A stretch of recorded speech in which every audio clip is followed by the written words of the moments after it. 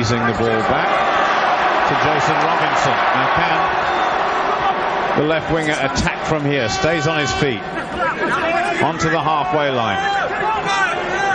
That's Cueto. And away goes Perry, along with Shaw, linking nicely. Perry was very quickly up on his feet there. The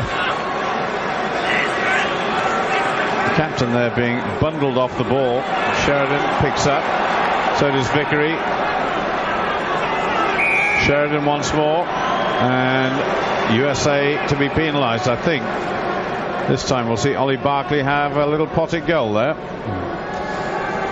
Well, the Americans being very, very competitive at the contact areas and, living on the edge of the law, I think. And sometimes, obviously, as in this case, beyond it. They went to ground there. That's where the penalty came from. But, I thought the ball was free. Whether it came from an offside position, that was possibly why. But I think it was offside. I think they're causing England a lot of problems. They're not England unable to control that contact area in the way that they'd like to. I think it's fair to say that the Americans finding themselves in this position against Brian Ashton's outfit is that they will push the laws to the limit, won't they? Because they know they've got to take a few risks. Come on, boys, says Lawrence Dallaglio, or words to that effect. But equally so, England should be, so much stronger, so much fitter, so much more technically superior than the USA, that they ought to be able to exert that authority with some ease over a side like the USA. So just a couple of steps into the ball for Bath's Ollie Barkley. Certainly an able substitute for Johnny Wilkinson. On to left-footed, straight as a die. That was a wonderful kick from the England number 10, and England now back in the lead. Well, you wouldn't notice the difference in the end result between Ollie Barkley and Johnny Wilkinson at the moment. Certainly as far as the goal kicking is concerned. Very similar stance, isn't it, to JW? Then a nice relaxed run into the ball. I think Ollie Barkley is typical of a lot of outside halves or kickers these days. Doesn't matter how far the kick is, it's always the same number of steps. So England 6, USA 3. Restart. Sean Perry moving it back in field quickly. And an almighty kick there over the halfway line. And of course we had this situation a little while ago where Ollie Barkley actually proved to be a very, very good number 12 when Wilkinson was playing outside half, because of that left foot that he's got. It's absolutely fabulous. Well, they've got a number of pretty versatile players, and Matthew Tate's another one who equally adept at centre, wing, fullback. Good tackle there by the lock forward Simon Shaw. USA come away with it onto the centre. Ezekiel. Mark Reagan just dashing down. Yeah, Mark Reagan certainly is coming to his own this season. How old is he now? Mark Reagan is about 152. 152, that's right. No, but he's had a resurgence, hasn't he, after 1 or 2 lean years. Well, him and Sean Perry, both Bristol boys, and the Richard Hill. So, there he is, England hooker to Simon Shaw. Massive man is Simon Shaw. We've got 4 Wasp players in that front 8. The whole of the back row with Rhys Dallaglio and Worsley, and then of course Simon Shaw and Phil Vickery, of course. What am I talking about? So you don't really think of Phil Vickery as a Wasp player even yet. Having spent so much time down in Gloucester, wasn't he? Yeah. And of course he's a West Country boy, comes from Cornwall. They build him hard down there. So just over 23 minutes gone. England leading by that second penalty. And successfully converted by Ollie Barkley. Chance for the USA, but a big shove coming on now from England. Sean Perry wraps up Erskine. Good pick up there. USA trying to drive on, but England making it very difficult for the USA. Good pass by Erskine onto Mike Hercus. Nothing Josh Lucy could do about that. Well, there wasn't a good kick by Hercus. Sliced it off his left foot, his non-preferred foot. And you can see he's irritated with himself there.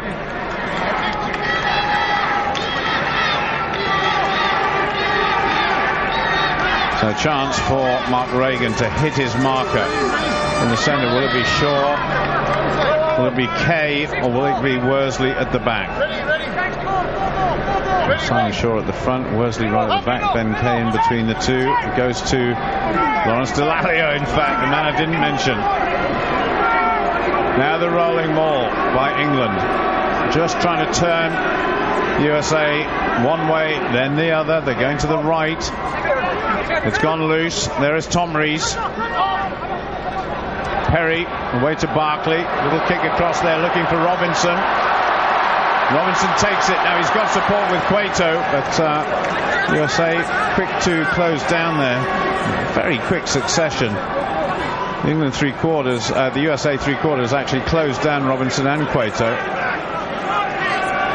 Just inside America's 22. Perry tries to go himself. Brought down by USA scrum half. Referee there just saying to the Americans, you've got to stay on side. That was a feed there by Mike Hatt. Lawrence Dallaglio was tackled hard there. There goes Tom Rees once more. Been impressed with the lost flank out this half. Now there's men over here, but that was a poor pass from Barkley. England still in possession. Defending champions are finding it hard there, and that was not forward. That was a simple error by England. Well, there's a couple of things. Firstly, I'm really surprised that they're not trying to drive the maul. They put on a driving maul, but then Tom Rees came off it just a little bit too early. I think they should be trying to drive these Americans back and sort of really exert their authority from the forwards. And then the other thing is that they're very, very static when they're moving the ball from ruck and maul. And we saw a big dump tackle on Lawrence Dallaglio. They just don't seem to be dominating up front, and that's where they've got to start winning this match. Well, certainly the Americans are not being intimidated by England at all. There's Joe a couple of meters. Perry once more to Barkley, right-footed, pushes it through. A chance here for England.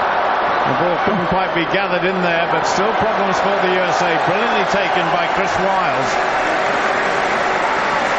Well, that was an opportunity missed there by England. This surely will end up in touch. No, it doesn't. Big hit coming in from Rees and Dallaglio. Mike Catt hunting for that ball. The USA will have it though. This has really got to make touch, hasn't it? Well, a little bit of an experience there, I think, but the ball was passed from Nguena. And mind you, I have to say, I thought England were odds on to score there. The ball, well, that's the joy of the rugby ball. It just doesn't bounce where you think it's going to bounce. But they had three men converging on that ball. I thought it was almost dead certain. It might have actually been better putting a boot to it, just because they were in behind the Americans there rather than trying to pick it up. Good tape by Simon Shaw. Such a massive man, doesn't really need lifting all that far. He's about 6'9" himself, well over 2 meters tall. And another situation where it looks as though it's total control from England, but they've got to keep the momentum. Just come to a bit of a halt there, up towards the 22. Big heave sound coming from the crowd. There's plenty of English supporters here. They've gained another 5 meters. Sean Perry just controlling things. Joe Worsley going around that left-hand side. Right at the front there is Ben Kay and Lawrence Dallaglio. He's got to be careful that nobody binds onto him. He's facing the wrong way. Now Perry goes. Oh, that was a shocking pass. Misunderstanding there, and America coming away with it. Paul Emmerich. And here goes Ollie Barkley on his own, but he's isolated. Nobody's with him. Good control by England, and one of the American players there coming round offside. Well, promising, but I think a yellow card's going to be pulled this time. Well, Jonathan Kaplan warned Mike Hercus before. I didn't want to put you in yellow, and he's sticking to my word.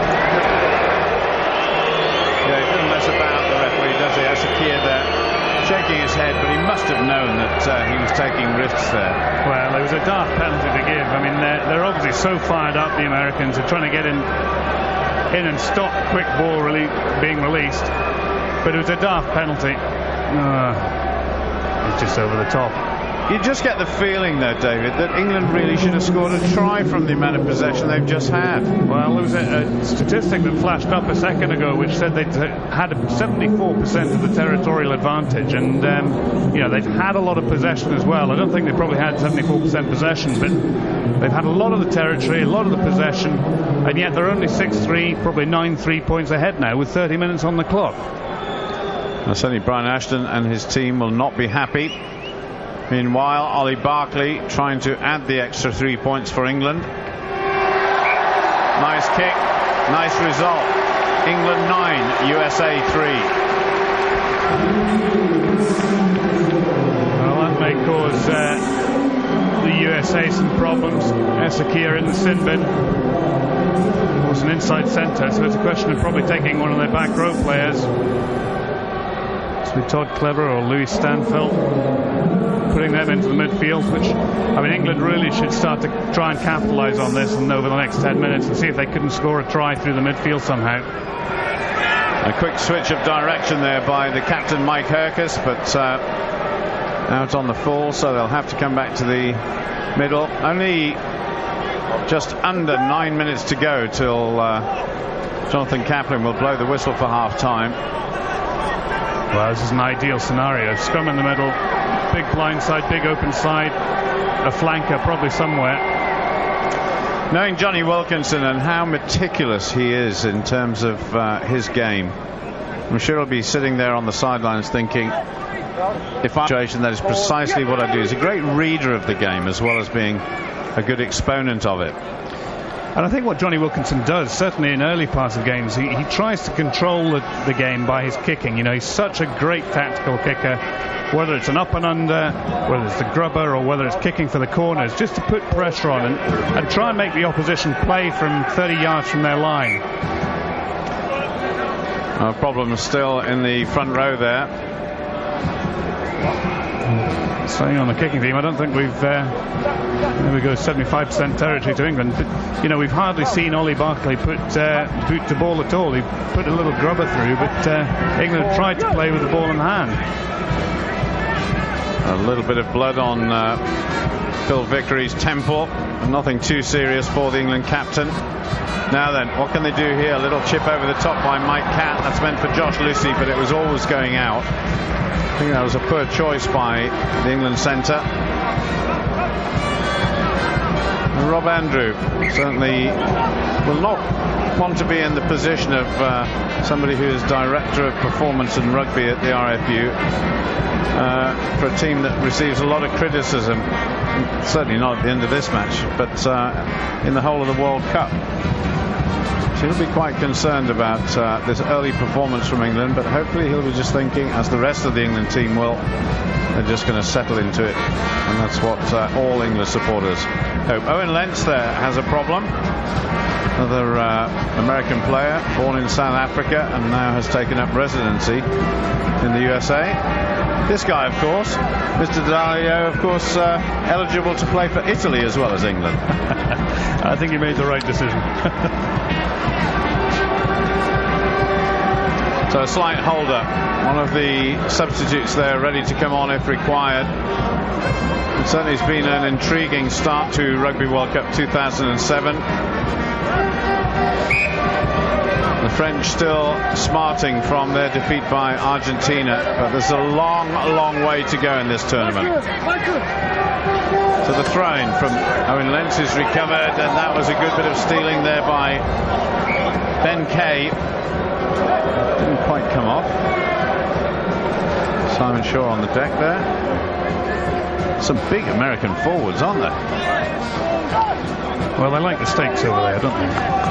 And certainly got some stakes of some considerable size. I'm sure the likes of Andrew Sheridan and Phil Vickery would not say no. It's got to be a big push by England. It almost went out the other side, but it was picked up by Henry Bloomfield, the American number 8, but stolen by England and chipped on there by the USA. Great pick up there. Tremendous.